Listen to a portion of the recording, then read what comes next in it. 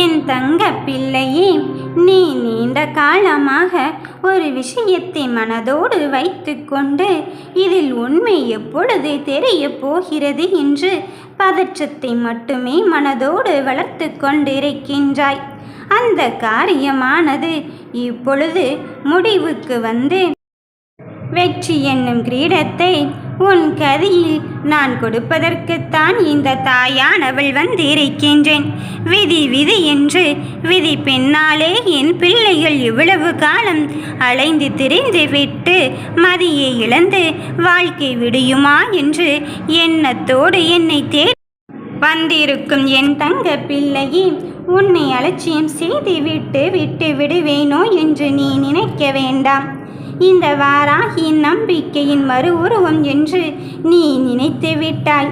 அப்படி எண்ணி இருப்பதால் உன் வாழ்வில் அவ்வளவு எளிதாக சரிவு என்பதே கிடையாது. உன்னை எப்படியெல்லாம் குத்தி குத்தி காயப்படுத்த வேண்டுமோ அப்படியெல்லாம் காயப்படுத்தி ஒருவர் சென்று இருக்கலாம். ஆனால் அதற்கு மாற்றாக ஒரு பெண்ணை முன் வாழ்க்கையில் கொண்டு வந்து நீ எங்கு இரக்கத்தை சந்தித்தாயோ, எங்கு ஏற்றத்தை விட பள்ளத்தில் அங்கு மிதந்து கொண்டிருந்தாயோ, எதை இழந்து விட்டேன் என்று தவித்தாயோ, உன் அத்தனை கடினமான சூழ்நிலையிலிருந்தும் அவள் உன்னை மீட்டெடுத்து உன் வாழ்க்கை துணையாக மட்டுமல்ல, உன் தோழியாக மட்டுமல்ல, உன் உறவாகவும் உன்னை சுற்றி இருக்கும் நல்ல எண்ணங்களாகவும் நேர்மறையான சிந்தனைகளோடும் உன்னை நெருங்கி வந்து விட்டாள். அவள் எப்படி இருக்க போகிறாள்? எப்படி தாயே நான் அவளை அடையாளம் கண்டு கொள்வது என்று தானே கேட்கிறாய்? எல்லோரும் உன்னை அவமதித்து போகும் தருணத்திலே அவளது கரங்கள் மட்டும் உன் கண்ணீரை துடைக்கும்.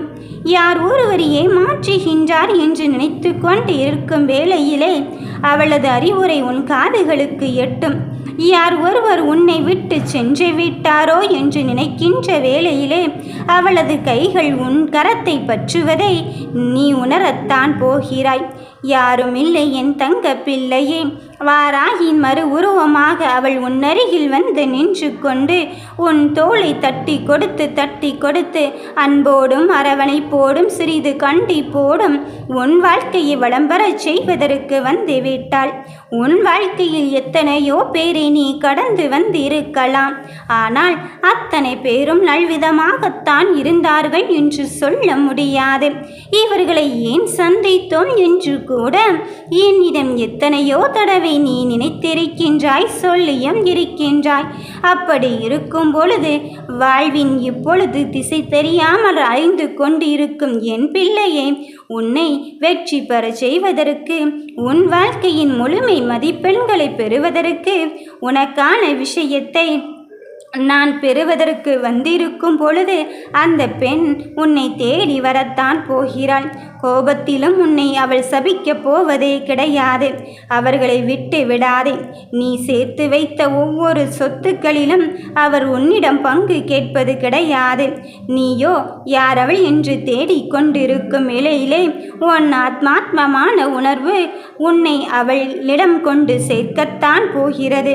ஐயோ, இந்த சந்திப்புக்கு பின் எப்படி என் வாழ்க்கை நகரப்போகிறதோ என்று நினைத்து கொண்டு இருக்கும் வேளையிலே நீ அங்கு கனவிலும் நினைத்து பார்க்க முடியாத அதிசயத்தை நான் உனக்கு உருவாக்கத்தான் போகிறேன்.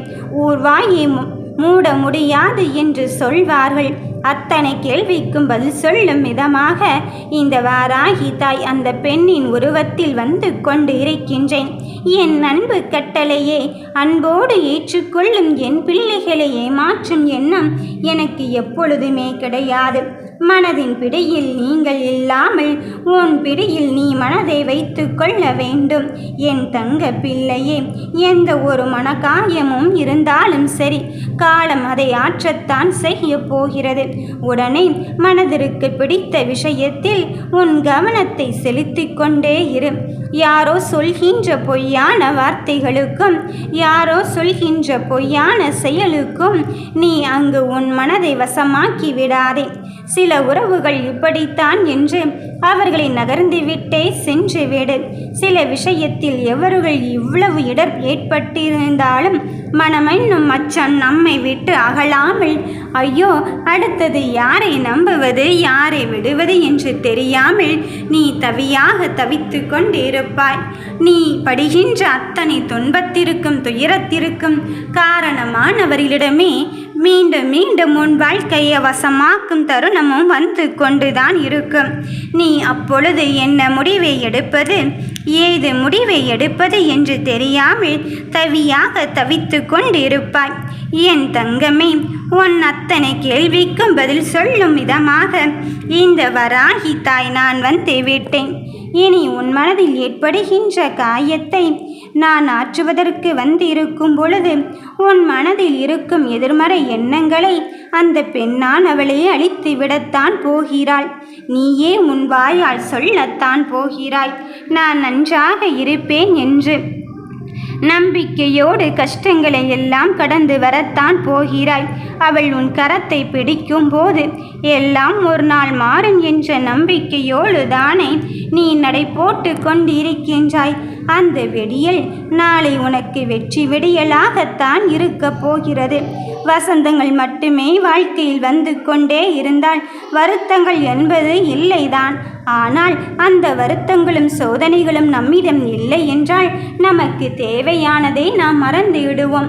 நமக்கு எது தேவை என்பதை இங்கு விட்டு விடுவோம். அதனால் நான் சொல்வதை கவனமாக கேள். யார் ஒருவர் உனக்காக இருக்கிறேன் என்று சொன்னாலும் அவரிடம் எதிர்பார்ப்பதை விட யதார்த்தம் என்னவென்று உண்மை தன்மையை புரிந்து கொண்டு பழகிக்கொள். என் பிள்ளையே, வாழ்க்கையில் வெற்றி தோல்வி எல்லாம் கிடையவே கிடையாது. அனுபவங்கள் தான் வாழ்க்கை. அதாவது அனுபவத்தால் கற்றோம் என்ற உணர்வு உன் மனதிற்குள் இருந்துவிட்டால் தோல்வி எத்தனை வந்தாலும் அதை சர்வசாதாரணமாக என் பிள்ளைகள் கடந்து விடுவார்கள். அப்படி ஒரு தன்மைத்தான் என் பிள்ளைகளிடம் நான் எதிர்பார்த்து காத்து கொண்டு இருக்கின்றேன். வாழ்க்கையில் வெற்றி என்றால் உயிரோடு இருப்பது தானே என்று நீ நினைத்து கொண்டு இருக்கும் இந்த வேளையிலே உனக்கு அதிசயத்தின் மாற்றத்தை தந்து நீ எதற்காக இந்த பிறப்பு எடுத்திருக்கின்றாய் என்ற அர்த்தத்தையும் கொடுக்கத்தான் போகிறேன். உன் மனதை உன்னை தவிர இங்கு யாராலும் புரிந்து கொள்ள முடியாது.